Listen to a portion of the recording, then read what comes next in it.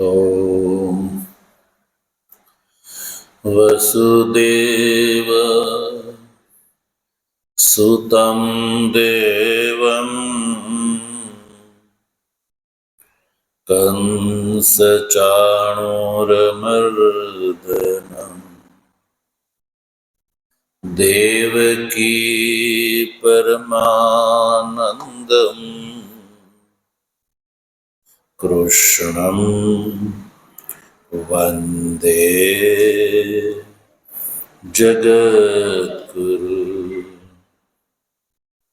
मूकं करोति वाचालं पङ्गुं लङ्घयते गिरिं यत्कृपातमहं वन्दे परमानन्दमाधवम् शङ्करं शङ्कराचार्यं केशवं बादरायणं सूत्रभाष्य कृतौ वन्दे भगवन्तौ पुनः पुनः। ईश्वरो गुरुरात्मेति मूर्तिभेदविभागिने व्योमवद्व्याप्तदेहाय दक्षिणामूर्तये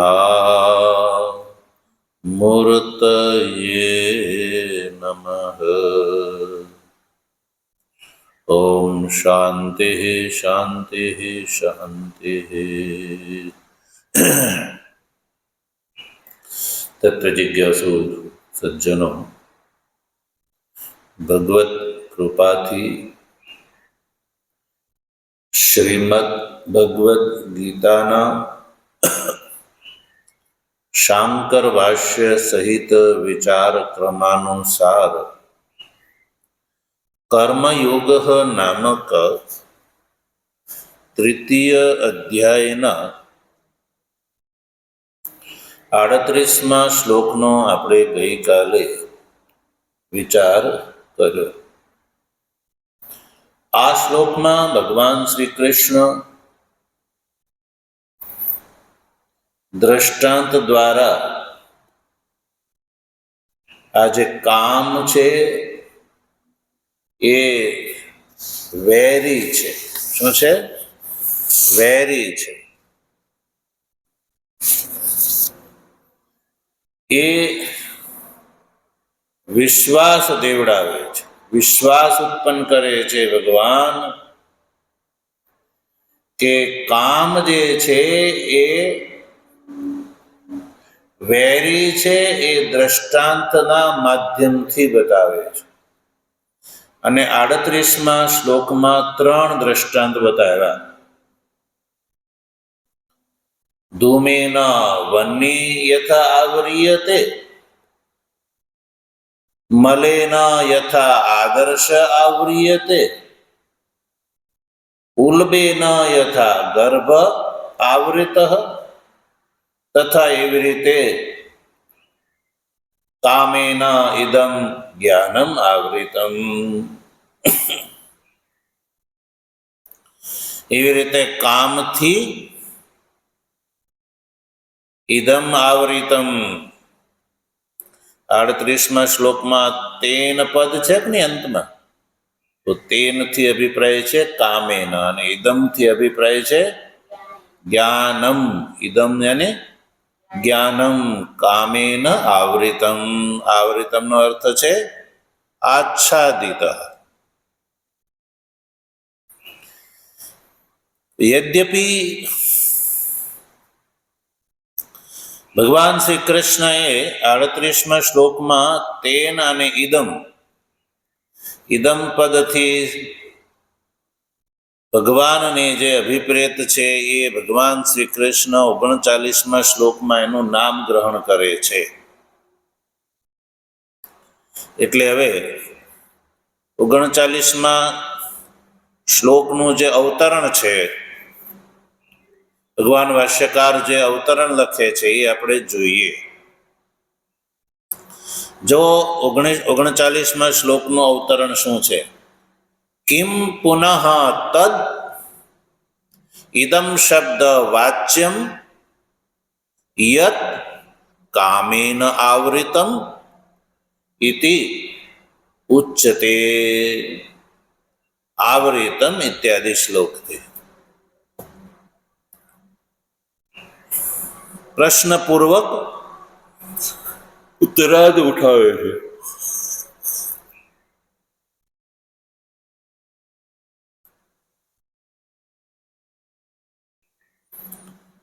આડત્રીસમા શ્લોકમાં સામાન્ય રૂપથી જે નિર્દેશ કર્યો એને વિશેષ રૂપથી નિર્દેશ કરવાની ઈચ્છાથી આગળનો શ્લોક છે. એટલે કહ્યું કે કિમ પુનઃ તદ ઇદમ શબ્દ વાચ્ય. ઇદમ શબ્દથી અહીંયા શું વાચ્ય છે? 38મા શ્લોકમાં કીધું કે ઇદમ તેન આવૃત. ઇદમ એટલે આ, તેન એટલે કામથી આવૃત છે. તો અહીંયા ઇદમ શબ્દ વાચ્ય શું છે? કિમ પુનઃ તદ શું છે? પૂછો પાછું ઇદમ શબ્દથી વાચ્ય કે યત કામેન આવૃતમ ઇતિ ઉચ્યતે, કે જે કામથી આવૃત છે એવું જે કીધું છે ઇદમ માટે, એ ઇદમ શબ્દથી અહીંયા શું ગ્રાહ્ય છે? ઇદમ શબ્દનો વાચ્ય અહીંયા શું છે? તો એના ઉત્તરમાં આ શ્લોક બતાવે છે. આવૃતમ જ્ઞાનમેતેન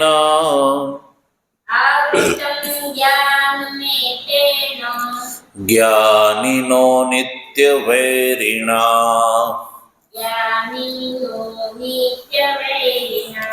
કામરૂપેણ કૌન્તેય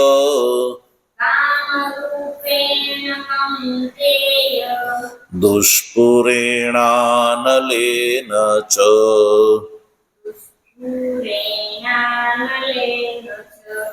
આવૃતમ જ્ઞાનમેતેન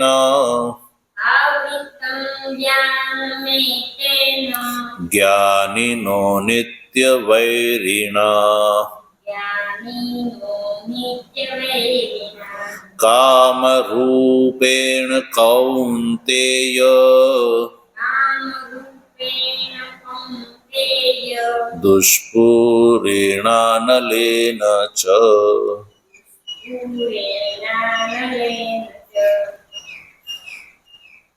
સંધિ વિગ્રહ. આવૃતમ જ્ઞાનમ એતેન જ્ઞાનિનઃ નિત્યવૈરિણા કામરૂપેણ કૌન્તેય દુષ્પુરેણ અનલેન ચ. આ રીતે શ્લોકનો સંધિ વિગ્રહ હવે એને આપણે વાક્યક્રમમાં બોલીએ છીએ.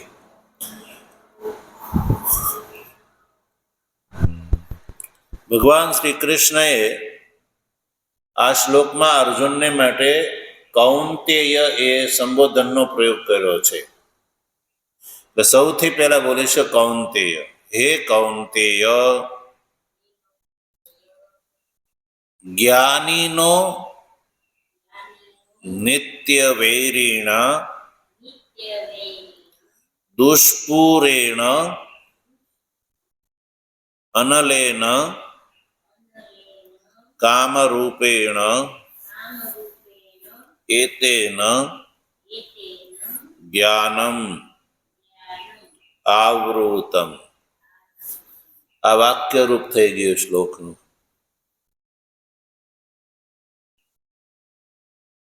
કહે છે કે હે કૌંતેય,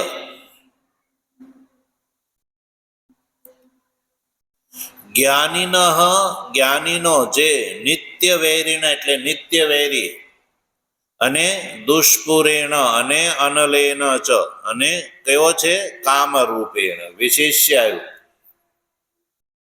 જ્ઞાનીન નિત્યવૈરીણ અને દુષ્પુરેણ અને અનલેન, આ ચાર એ કામના વિશેષણો છે.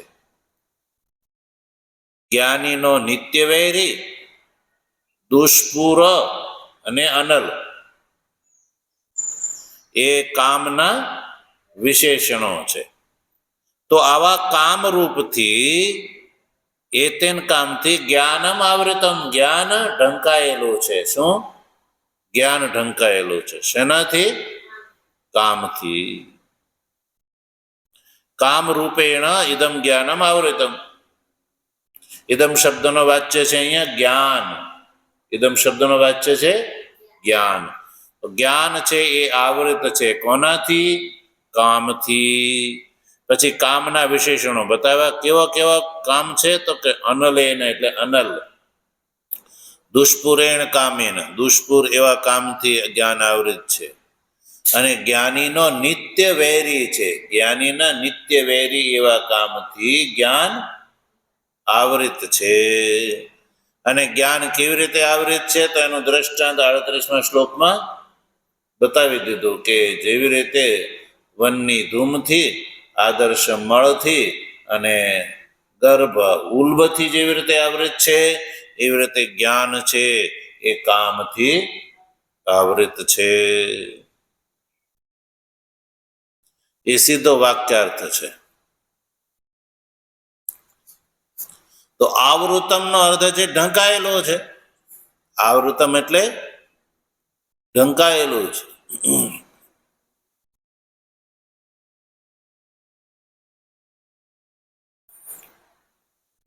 શેનાથી? તો કયો? એતેન. જો ભાષ્યમાં જો પેલા ભાષ્યનું ઉચ્ચારણ કરીએ અને ભાષ્યમાં આવેલા જે શ્લોકસ્થ પદો છે એને આપણે અલગથી જાણી લઈએ. આવૃતમ એતેન જ્ઞાનમ જ્ઞાનીનો નિત્ય વૈરીણા.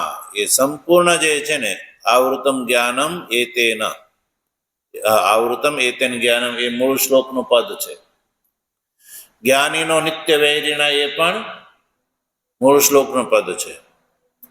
જ્ઞાની હિ જાનાતિ અનેન અહમ અનર્થે પ્રયુક્ત ઇતિ પૂર્વમેવ દુઃખી ચ ભવતિ નિત્યમ એવ અતઃ અસૌ જ્ઞાનિનઃ નિત્ય વૈરી ન તુ મૂર્ખસ્ય સ હિ કામમ તૃષ્ણાકાલે મિત્રમ ઇવ પશ્યન તત્કાર્યે દુઃખે પ્રાપ્તે જાનાતિ તૃષ્ણયા અહમ દુઃખિત્વમ આપાદિતઃ ઇતિ ન પૂર્વમ એવ અતઃ જ્ઞાનિન એવ નિત્યવૈરી. કિમ રૂપેણ? કામ રૂપેણ. આ કામ રૂપેણ એ મૂળ શ્લોકનો પદ છે, એને બોલ્ડ કરી લેવાનું. કામ ઈચ્છા એવ રૂપમ અસ્ય ઇતિ કામ રૂપઃ તેન. દુષ્પુરેણ, દુષ્પુરેણ એ મૂળ શ્લોકનું પદ છે. દુઃખેન પૂર્ણમ અસ્યેતિ દુષ્પુરઃ તેન. પછી અનલેન, અનલેન એ જે મૂળ શ્લોકનું પદ છે. ન અસ્ય અલમ પર્યાપ્તિ વિદ્યતે ઇતિ અનલઃ તેન ચ. ભાષ્યનું ઉચ્ચારણ કર્યું. હવે જોઈએ ભગવાન શ્રી કૃષ્ણ અર્જુનને કહે છે કે હે કૌંતેય, પોતાના તરફ અભિમુખ કરવા માટે સંબોધન છે. ભગવાન કહે છે કે જ્ઞાનીનઃ નિત્ય વૈરી. જ્ઞાનીનઃ પદનો કોઈ અર્થ ભાષ્યકારે કર્યો નથી. પાછળથી જે ચાલ્યો આવેલો છે કે ને, જેના માટે ચાલે છે.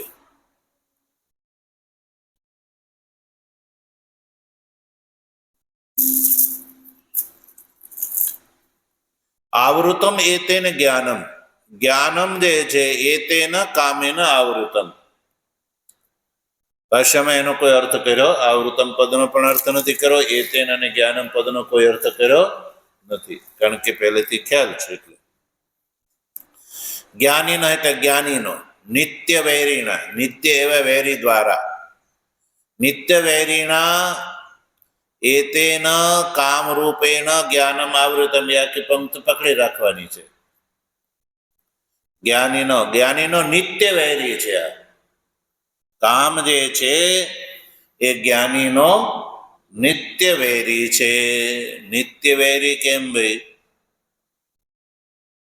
જ્ઞાનીનો જ વૈરી છે, શું અજ્ઞાનીનો વૈરી નથી? તો બધાનો વૈરી હોય વૈરી તો કે નહીં, જ્ઞાનીનો વિશેષ રૂપથી વૈરી. જ્ઞાનીનઃ નિત્ય વૈરી. આ કામનું વિશેષણ છે. કોનું? હા, કામ એટલે ભગવાનને છોડીને સંસારના ફળની ઈચ્છા, એનું નામ છે કામ. એટલે કે સકામ ભાવથી જે કર્મ કરે છે એ કર્મ તો કરે છે, વેદોક્ત કર્મ, પણ શું ફળની ઈચ્છાથી કરે છે? સંસારનો લાભ લેવા માટે. આ સંસારમાં મનુષ્યના માટે બે લાભ છે, એક પરમાત્માનો લાભ અને એક સંસારનો લાભ. તો જે વિવેકી છે એ તો પરમાત્માનો લાભ લેવા માટે પ્રયત્નશીલ હોય છે. સંસારની યથાર્થતાનો એને બોધ હોય છે. પણ અજ્ઞાની જે સંસારની અંદર સર્વાધિક મનુષ્યો જે છે એ શેના માટે પ્રયત્ન કરે છે? સંસારના લાભ માટે. એટલે સંસારનો લાભ.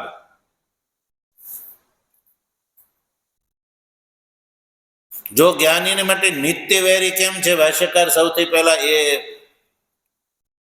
બતાવે છે. કારણ કે જ્ઞાની હિ જાનાતિ. જ્ઞાની છે એ જાણે છે. શું જાણે છે? અનેન અહમ અનર્થે પ્રયુક્ત ઇતિ પૂર્વમેવ. પહેલેથી એને ખબર પડી કે ભાઈ આનાથી હું અનર્થની અંદર પ્રયુક્ત. પછી દુઃખી ચ ભવતી. એના કારણે એ જ્ઞાની શું થાય છે? દુઃખી પણ થાય છે. નિત્યમ એવા, એ હંમેશા. નિત્ય અર્થ એટલે હંમેશા એમ કહ્યું. નિત્ય એટલે ત્રૈકાલિક નિત્ય એવું નહીં. સદાકાળ જ્ઞાનીને એ બોધ હોય છે આ સંસારના ત્યાર સુધી જે છે અનેક જન્મથી સંસારની અંદર હું આ અનર્થની અંદર પડેલો હતો. મનુષ્ય જન્મની અંદર આનાથી દૂર થઈ શકાય છે, એટલે માટે પ્રયત્નશીલ રહે છે. તો જ્ઞાની નિત્ય જાણે છે કે આનાથી હું અનર્થની અંદર પ્રયુક્ત અનેક જન્માંતરથી હું જન્મ મરણના ચક્કરમાં પડેલો હતો. આ મનુષ્ય શરીરમાં હવે મને એમાંથી છૂટવાનો મોકો મળ્યો. એટલે પૂર્વમેવ દુઃખી જ ભવતી નિત્યમેવ. અતઃ અસૌ જ્ઞાનીના નિત્ય વૈરી. એટલે એ જ્ઞાનીનો નિત્ય વૈરી છે ભાઈ. ન તો મૂર્ખ છે. મૂર્ખને તો એ ખબર જ નથી કે આ મારો વૈરી છે. આ વૈરી છે કોને ખબર પડે છે? જ્ઞાનીને. ન તો મૂર્ખસ્ય. ભાષ્યકાર લખે છે કે મૂર્ખને એ બોધ જ નથી કે આ મારો વૈરી. એને ખબર જ નથી કે મારે આ સંસારમાં લાભ શું લેવાનો છે.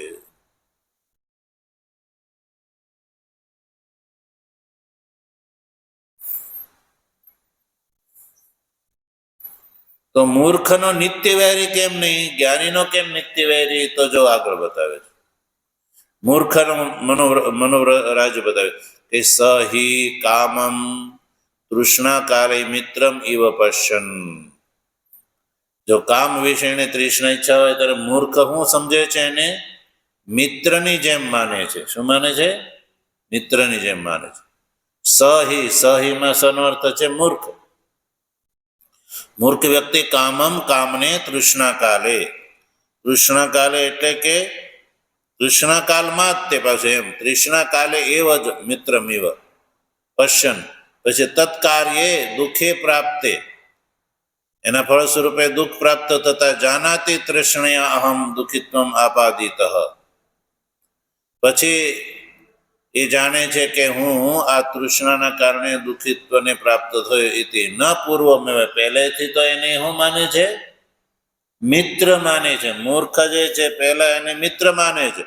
અને એ કામનાની પૂર્તિ ન થઈ, પદાર્થની પ્રાપ્તિ ન થઈ તો એ શું માને છે? દુઃખે પ્રાપ્તે. તો દુઃખી થઈ જાય છે. જાનાતી. અને તૃષ્ણા, અરે હું તૃષ્ણાથી દુઃખી થયો, એ પછી એને બોધ થાય છે. ન પૂર્વમેવ. પહેલેથી એને બોધ. અને જ્ઞાનીને તો પહેલેથી છે ખબર છે કે હું આનાથી અનર્થમાં પ્રયુક્ત થયો હતો, એટલે જ્ઞાનીને માટે અતઃ જ્ઞાનીના એવ નિત્ય વૈરી ન તો મૂર્ખસ્ય. કામ જે છે જ્ઞાનીનો નિત્ય વૈરી છે, મૂર્ખનો નિત્ય વૈરી નહીં, કારણ કે એને બોધ નથી. હવે વિશેષણ ઉઠાવે છે. કિમ રૂપેણ કામે ન, એમ તો કામ રૂપેણ, કામ રૂપેણ જ્ઞાનીન નિત્ય વૈરિણા જ્ઞાનમ આવૃતમ. જ્ઞાનીનું જ્ઞાન જે છે એ નિત્ય વૈરી કામ રૂપથી આવૃત છે. કામ રૂપેણ એ શ્લોકનું પદ છે.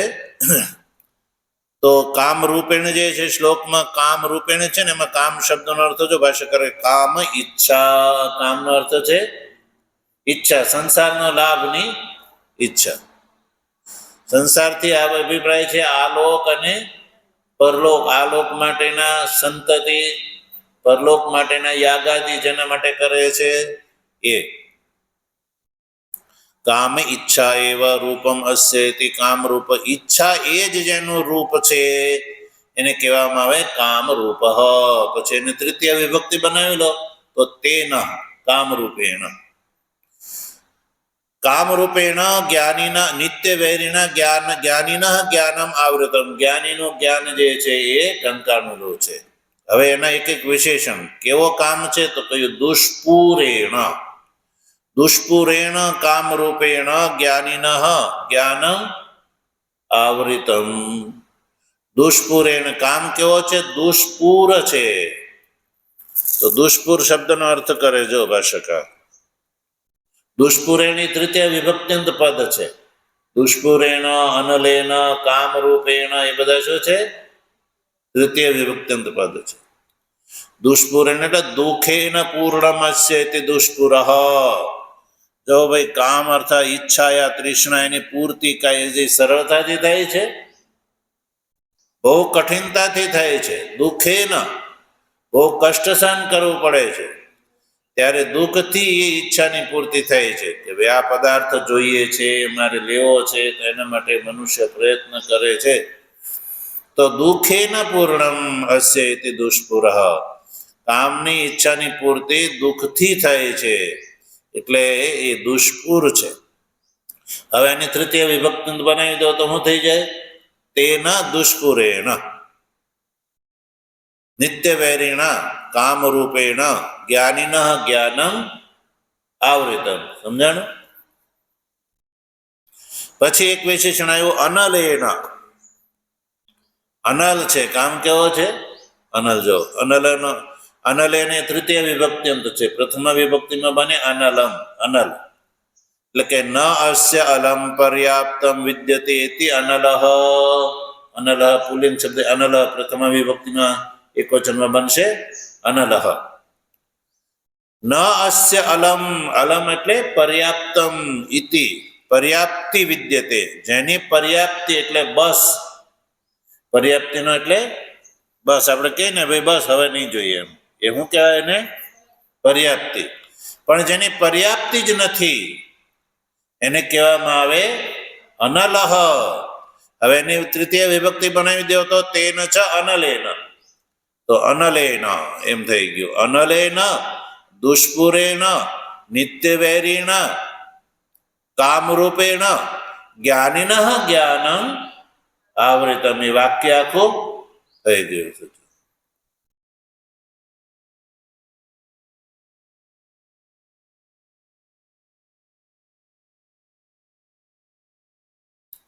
તો આ રીતે આપણે 39મા શ્લોકનો વિચાર ભાષ્ય સહિત કર્યો. ઓમ વસુદેવ સુતમ દેવમ કંસચાણૂરમર્દનમ દેવકી પરમાનંદમ કૃષ્ણં વંદે જગદ્ગુરુ. મૂકં કરોતિ વાચાલં પંગું લંઘયતે ગિરિં યત્કૃપા तमहं वन्दे परमानन्दमाधवम् शङ्करं शङ्कराचार्यं केशवं बादरायणम् सूत्रभाष्यकृतौ वन्दे भगवन्तौ पुनः पुनः। ईश्वरो गुरुरात्मेति मूर्तिभेदविभागिने व्योमवद्व्याप्तदेहाय दक्षिणामूर्तये नमः। ॐ शान्तिः शान्तिः शान्तिः।